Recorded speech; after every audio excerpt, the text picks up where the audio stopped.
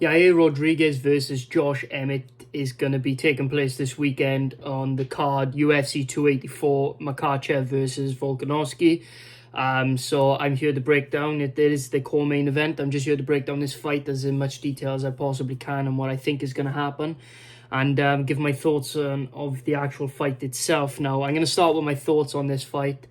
This is one of the most fraudulent fights ever created, and the reason I'm saying this is that Yair Rodríguez has 2 wins since 2018, right? So we'll pull up Yair Rodríguez's Tapology, right? Hold on, the mouse is fucked.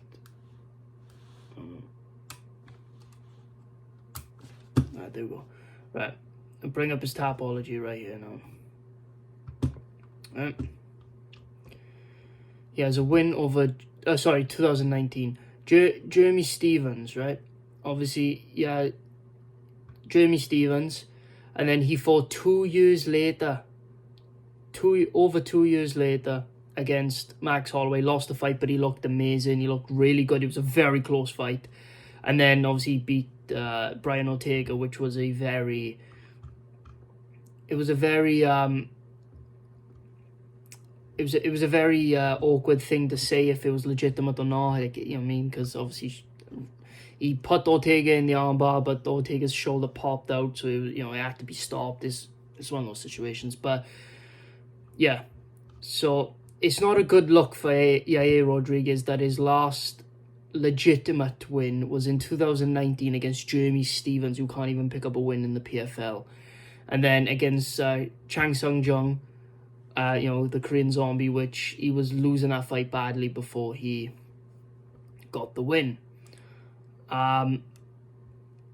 Then before that, he lost to Frankie Edgar, in which he got dominated by Frankie Edgar. So this is what I'm trying to say is that, like, this isn't a very consistent fighter after when he gets into the top ranks, right? Because obviously he beat Edgar Juarez, Angelo Duarte, like this was in, and then he beat Humberto Brown Morrison in the Ultimate Fighter, Rodolfo Rubio Perez, and then obviously once he got into it, then this is his UFC run: Leonardo Morales, Charles Rosa, Dan Hooker, Andre Fili, Alex Caceres, BJ Penn.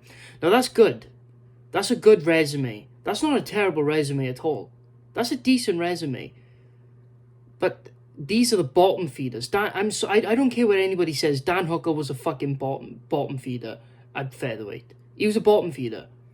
Now, you got Dan Hooker, and then you got Andre Fili. Pretty good fucking win. Alex Caceres, pretty good fucking win. Not at the time, but has aged very well.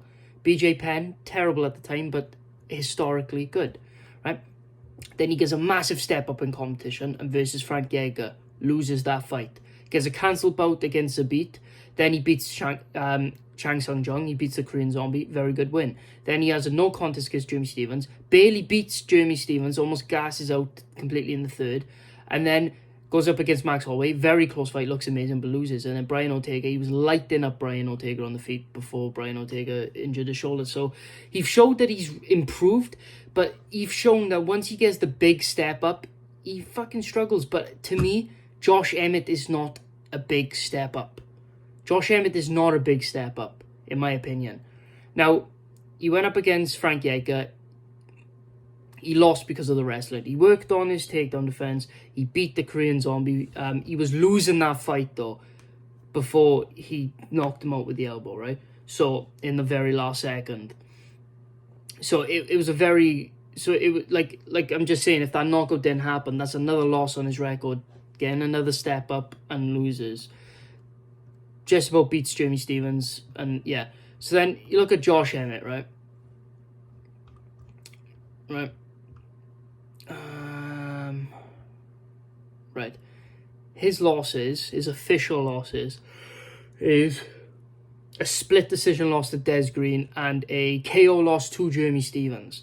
Now, his last 2 fights were robberies. He didn't win those last 2 fights. Dan Ige and Calvin Kattar. Though they were pure fucking robberies. He did not win those fights at all.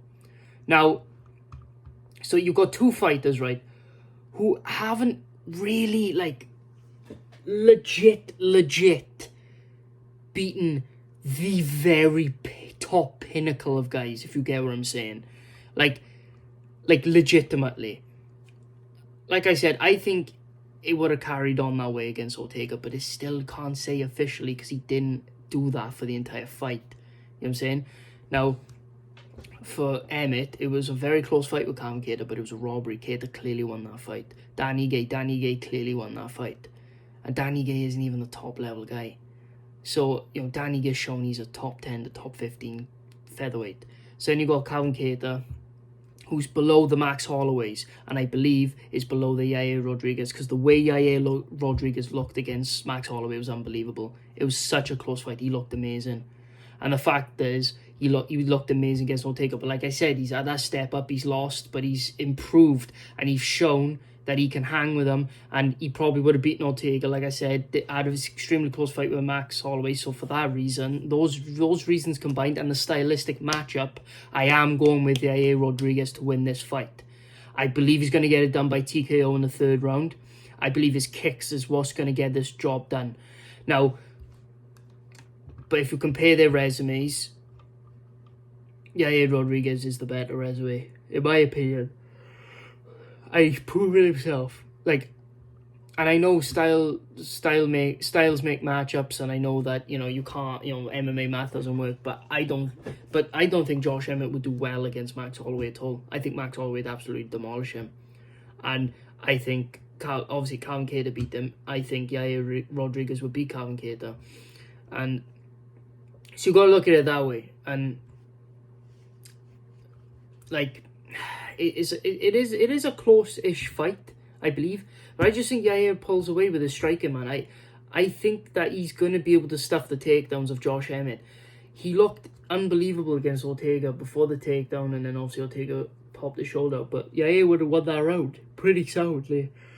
And the thing is like, he was lighting up Ortega on the feet. And like I said, like, he has a better resume. Not a much better resume, but he has a better resume. And he has beaten 2 top 10 guys at the time. And against the number 1 contender, he fucking put a very good account of himself and almost won the fight. And then against Brian Ortega, he beat him by technical fault, but he probably would have beaten him anyway. So he's shown that he can get it, that he can hang with these people. Josh Emmett has shown when he comes up against the level of a Calvin Kattar, he loses. And you know what I'm saying? Like, it's one of those fucking things, man. It's one of those things. And Josh Emmett is 37 years old, man. That's I just realised that as well. He's 37 years old, 1985. Yair Rodríguez is 30. So Yair Rodríguez has a bit more time. I truly believe that Yair Rodríguez is going to get it done by TKO. I think the kicks are going to be too fast. I think the striking, he's just going to be too fast for Emmett. I feel like he's going to be too fast. He's going to be too technical. The way he was lighting up Max Holloway in the 1st round and Brian Ortega in the 1st round, I feel like that's what's going to get it done. It's going to look very similar to the 1st round. I think the 2nd round will be a lot more closer, you know, where, you know, the Oak throws overhand rights and wins the round that way by, you know, making it look like he's landing more and doing more, but he's not really. And in the 3rd round, I can see it. Because I can see Yair Rodríguez throwing the calf kicks, throwing the leg kicks, throwing the fucking teeps to the body, and eventually Josh Emmett getting used to these teeps, and then one just sneaks up through the middle to his face, drops him, and he gets finished off with ground and pound. I see it happening. Yeah, Rodríguez, man, he's looked amazing. He's clearly on the sauce because his cardio is just unbelievable all of a sudden. So I genuinely believe that he's going to get it done by TKO in the 3rd round. It's a close fight-ish up until then.